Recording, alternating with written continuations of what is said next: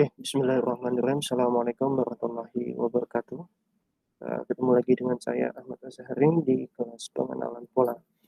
Pada pertemuan kali ini kita akan membahas terkait dengan machine learning atau pengetahuan singkat terkait dengan machine learning. Oke, saya mulai dulu slide-nya.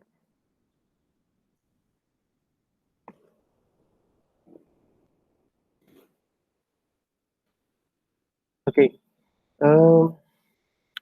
pertemuan sebelumnya kita sudah membahas terkait dengan beberapa kaitannya dengan pengenalan pola, kemudian kaitannya dengan beberapa kedisiplinan ilmu terkait dengan grafika komputer maupun dengan pengolahan citra. Nah, kali ini kita akan bahas terkait dengan machine learning. Bagaimana machine learning itu pada awalnya diciptakan, ya, pada awalnya dibentuk, kemudian bagaimana proses perkembangannya sehingga saat ini sangat banyak digunakan dalam segala bidang, baik di teknik maupun di bidang medis maupun bidang lainnya. Oke, kita mulai dengan mesin hitung. Ya, pada awalnya ya komputer, ya mungkin kita flashback pada komputer ini lebih dikenal dengan mesin hitung, ya, di mana fungsi awalnya adalah fungsi untuk melakukan proses perhitungan atau melakukan komputasi perhitungan sehingga proses komputasinya itu atau proses perhitungan itu menjadi lebih cepat. Nah, pada tahun 1960-an ya, komputer ini beralih fungsi menjadi fungsi untuk belajar, ya, fungsi-fungsi yang lebih luas yaitu study atau belajar atau learning, ya. Nah, mengapa ya, mesin hitung ini beralih fungsi menjadi proses pembelajaran? Karena pada dasarnya user atau pengguna itu tidak lagi membutuhkan perhitungan untuk saat ini karena sudah banyak software yang diciptakan untuk membantu proses perhitungan. Tetapi untuk saat ini lebih banyak yang lebih luas lagi ya bidang-bidang yang membutuhkan suatu pendukung keputusan atau sebuah decisions support ya untuk sebuah kasus. Nah, terutama menggunakan komputer ini dianggap menjadi lebih cepat ketika data-data itu dikelompokkan atau dimasukkan ke dalam satu komputer.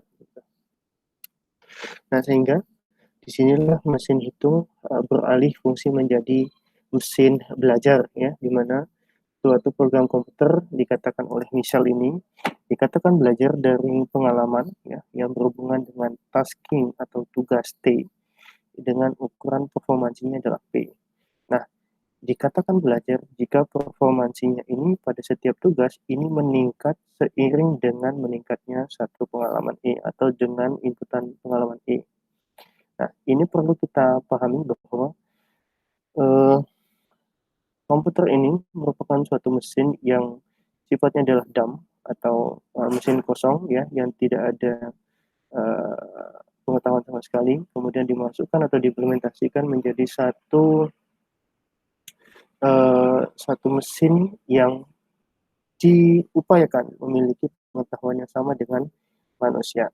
Nah, program komputer ini dikatakan ya akan belajar, akan melakukan sebuah proses pembelajaran apabila dari satu pengalaman ya yang kemudian diimplementasikan menggunakan beberapa tasking atau beberapa tugas stimulus, kemudian kita bisa ukur performansinya terkait dengan akurasi maupun presisi dari hasil ketika performansi atau ukuran performansinya itu baik akurasi, presisi dan sebagainya itu meningkat ya seiring dengan pemberian tugas T, ini berarti pengalaman yang didapatkan oleh si komputer itu menjadi meningkat.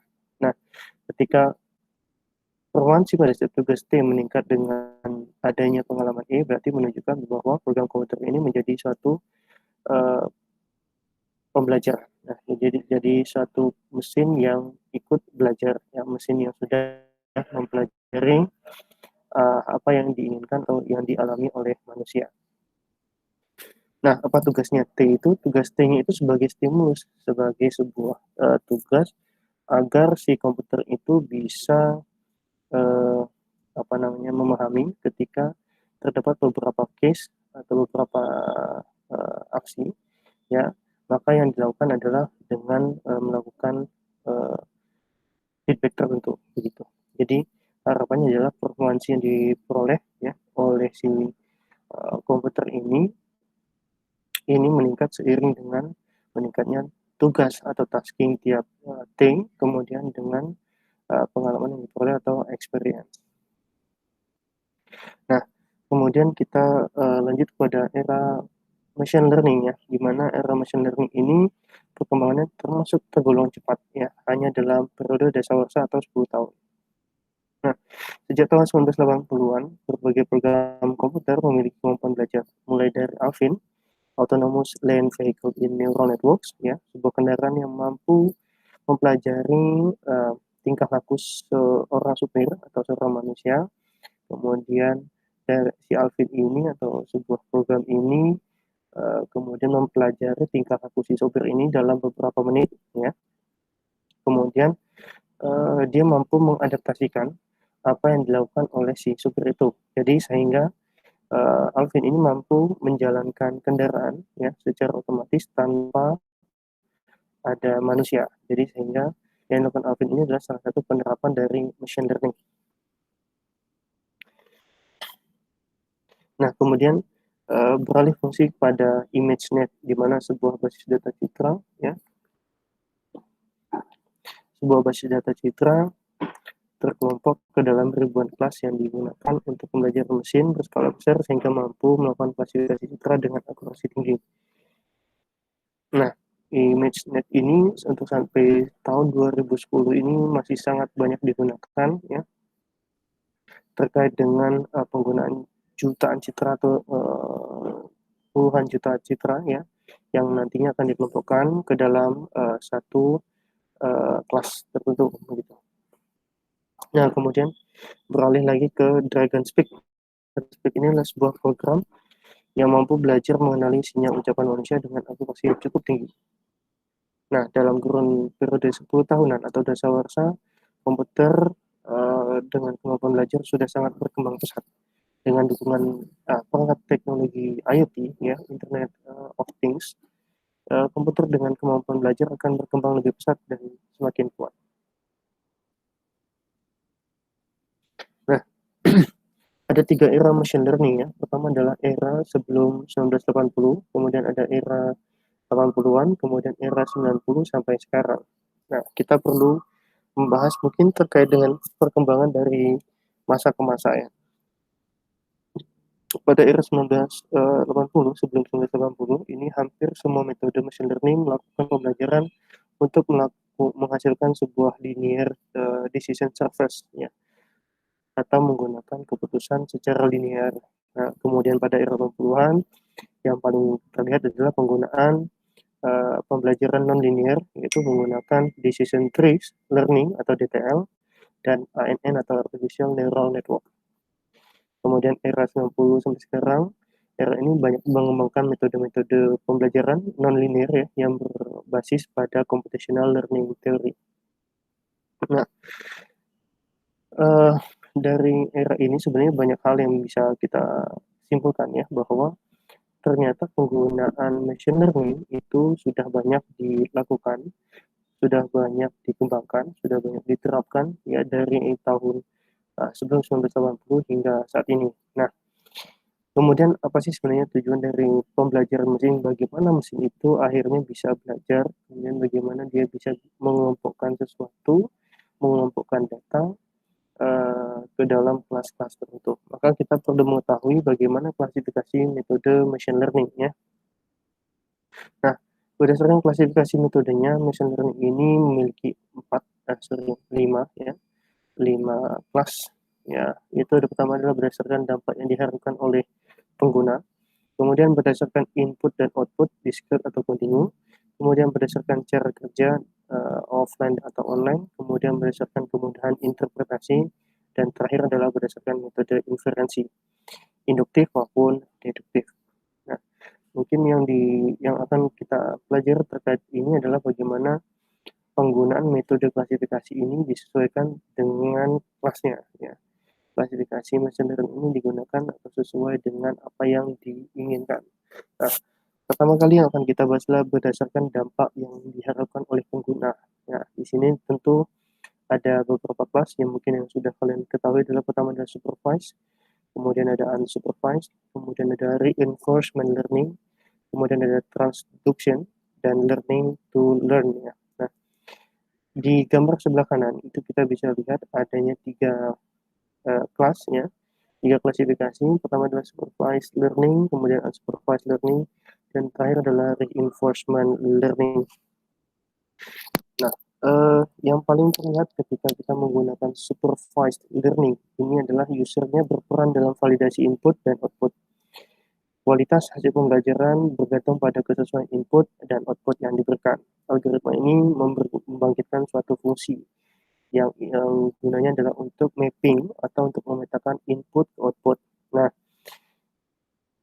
inputannya ini untuk supervised learning ini tentu saja sudah memiliki label. Jadi dituliskan di sebelah kanan itu data with labels itu sebagai sebuah inputan.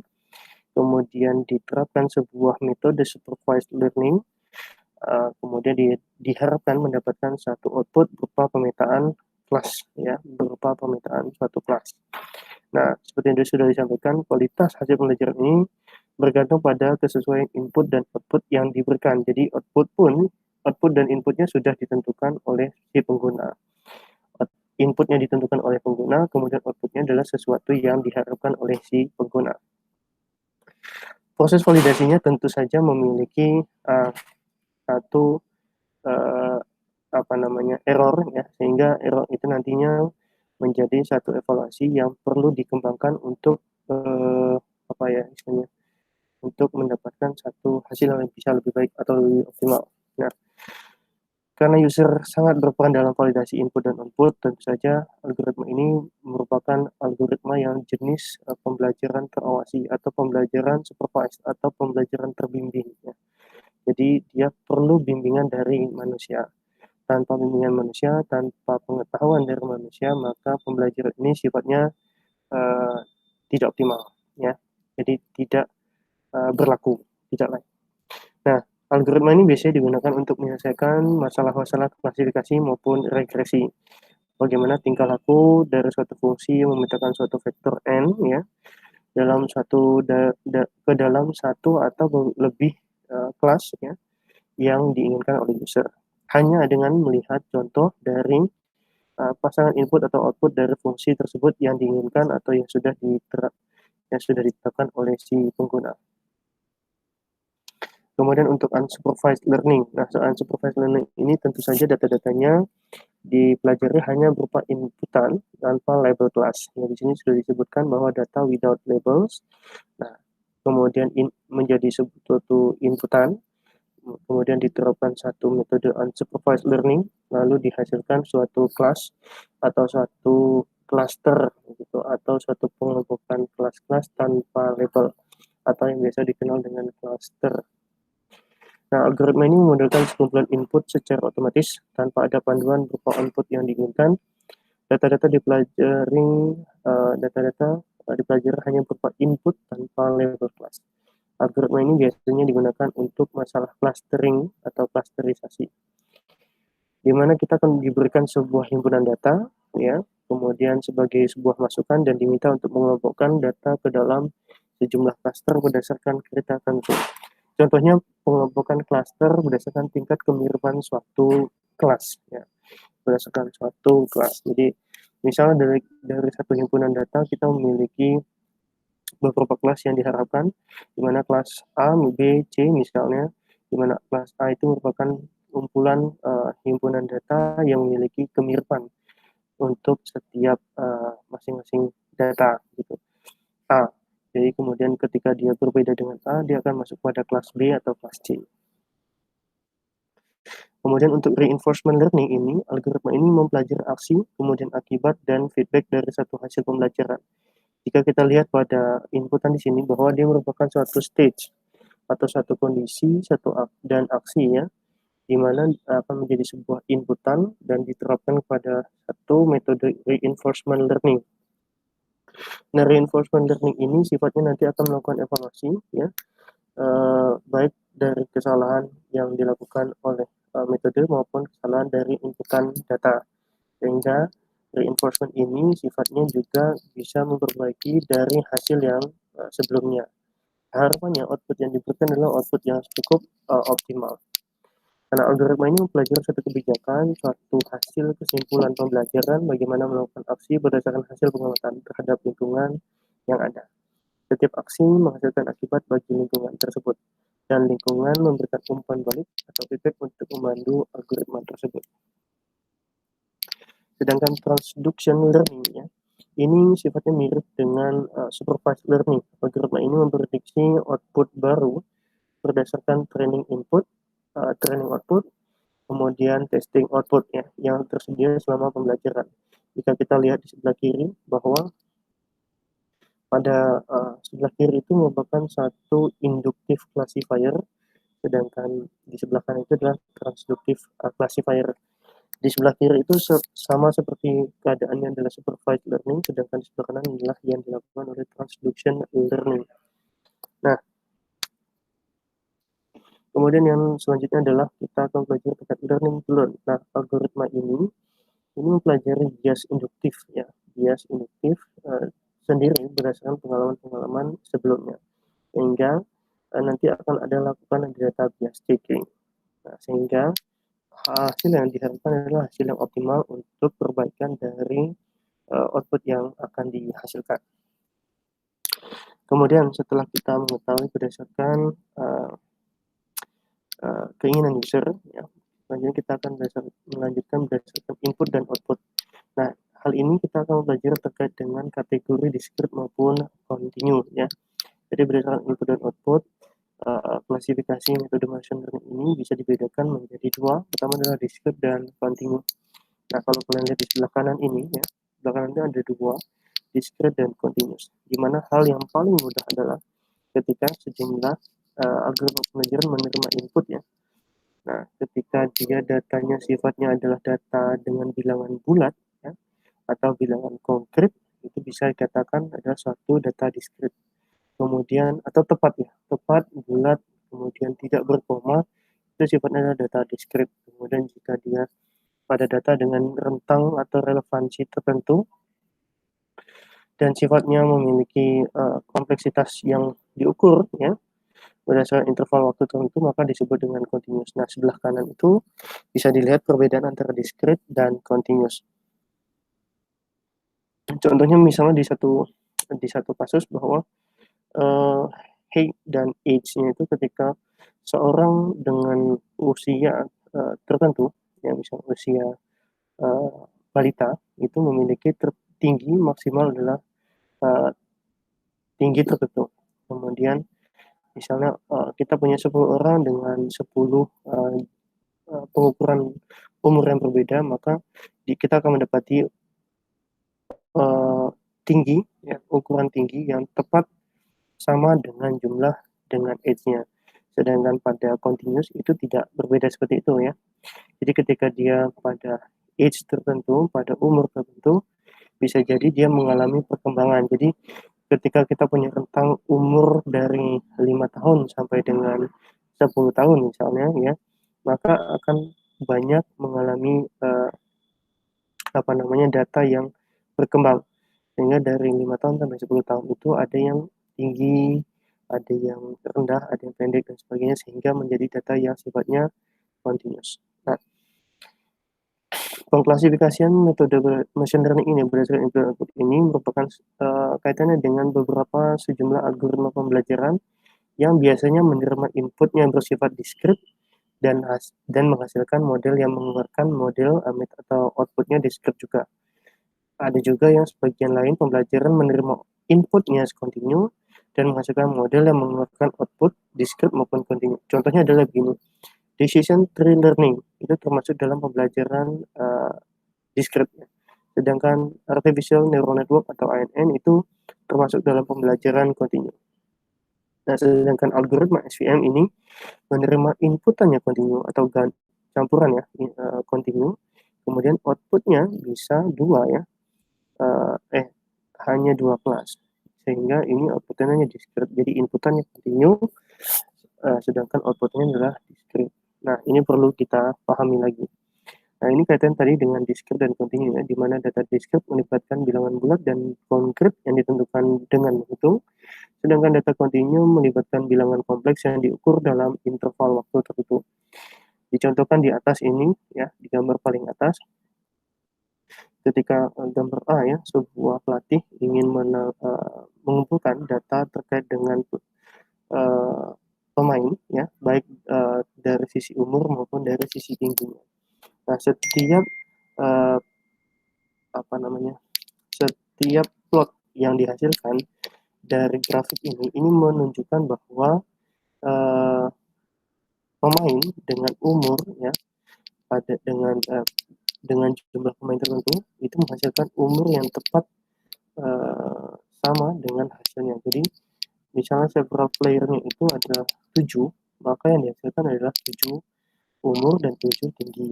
Jadi tidak mungkin kita hanya menghasilkan outputnya sebagian dari pemain. Misalnya kita punya 7 pemain, yang dihasilkan adalah 4 4 4 outputan, itu tidak bisa. Sedangkan pada kasus B ini ada seorang kebun ya, yang ingin merekam hasil atau umur dari satu pohon dan juga tingginya. Nah, grafik ini menunjukkan perkembangan umur pohon serta tingginya berdasarkan waktu atau berdasarkan perubahan waktu.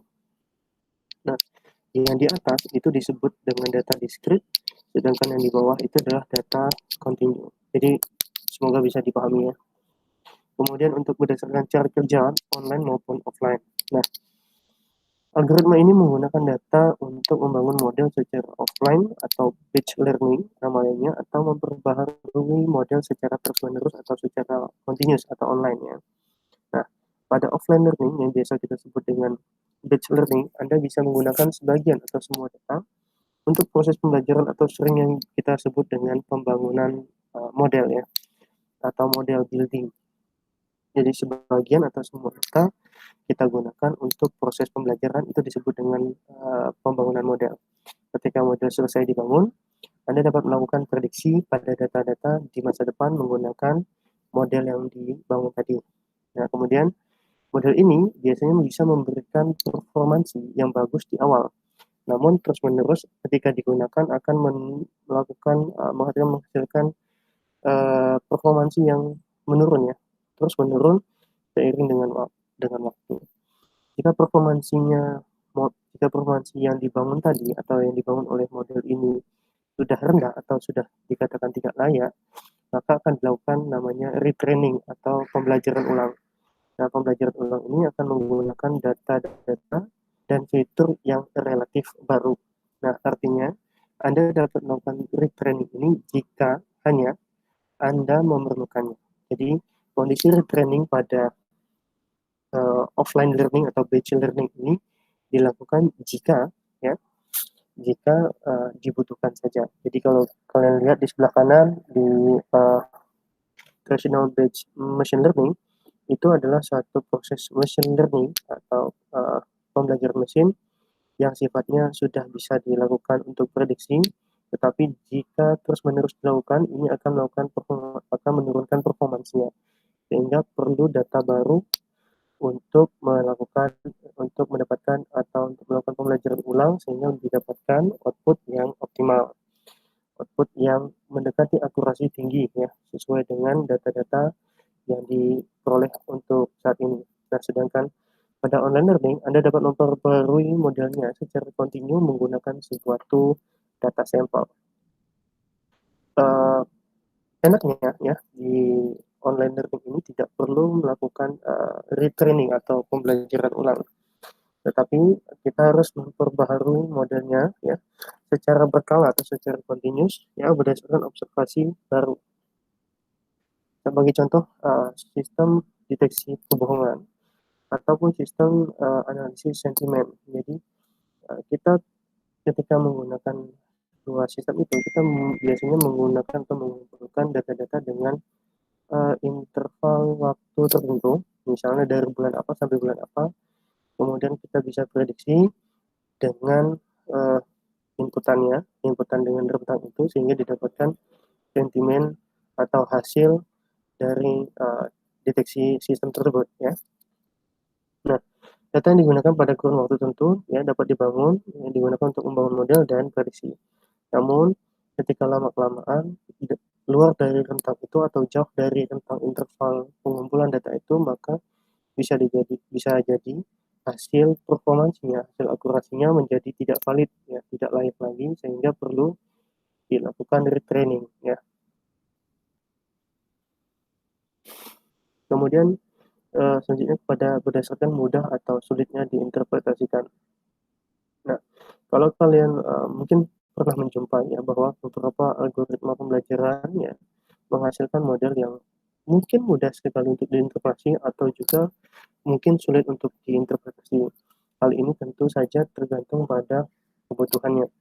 Sebenarnya ada banyak hal ya yang perlu kalian pahami ketika hal itu memudahkan untuk dipahami oleh pengguna ataupun tidak dipahami oleh pengguna. Sebenarnya adalah titik klasifikasi ini semakin dia mudah ya untuk dipahami, biasanya algoritma yang biasanya mudah diinterpretasikan atau mudah dipahami oleh pengguna biasanya memiliki performansi yang sedikit lebih rendah dibanding dengan yang sulit diinterpretasikan. Contohnya dalam dunia medis ya, bidang lain yang memerlukan penjelasan secara detail, tentu saja algoritma pembelajaran yang mudah diinterpretasi contohnya adalah decision tree learning ya atau DTL. Kemudian kalau di engineering biasanya kita menggunakan namanya ANN atau artificial neural network atau SVN ya. Nah, ini biasanya lebih banyak digunakan karena kita fokus pada performansinya atau akurasi serta presisinya, sehingga kedua klasifikasi ini bisa berbeda ya penerapannya. Nah, dari klasifikasi ini tentu saja menjadi satu kelas sendiri untuk machine learning mudah atau tidak atau sulit diinterpretasikan. Kemudian selanjutnya adalah berdasarkan metode inferensi atau penalaran ya, induktif maupun deduktif. Nah, inferensi ini dapat diartikan sebagai suatu aksi dalam proses pengambilan kesimpulan berdasarkan informasi atau bukti-bukti yang ada. Nah, metode inferensi atau penalaran ini ya, menghasilkan satu kesimpulan berdasarkan observasi ganda. Kalau kalian lihat di sebelah kanan itu, induktif dan deduktif ini menjadi sesuatu yang berbeda karena prosesnya adalah naik dan turun. Ketika kita menggunakan induktif, itu berarti menggunakan penalaran berdasarkan observasi yang dilakukan. Observasi ganda ini akan menghasilkan satu pola. Dari pola ini akan menghasilkan satu hipotesa, dan hipotesa ini akan menghasilkan satu buah teori. Sedangkan pada deduktif ini berbeda, jadi teori yang dihasilkan itu akan mendukung satu atau menunjukkan satu hipotesa. Kemudian dari hipotesa ini kita lakukan observasi atau premis-premis.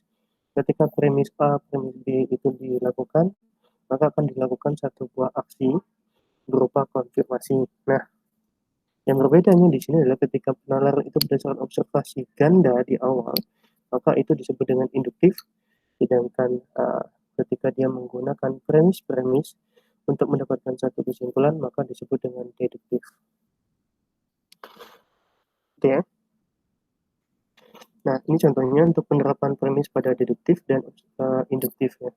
Ketika dia berupa satu aturan yang sudah ditetapkan di awal ya, satu teori yang sudah ditetapkan di awal, jika seorang pasien mengambil atau meminum kalsium, maka dia akan mendapatkan satu tindakan konstipasi.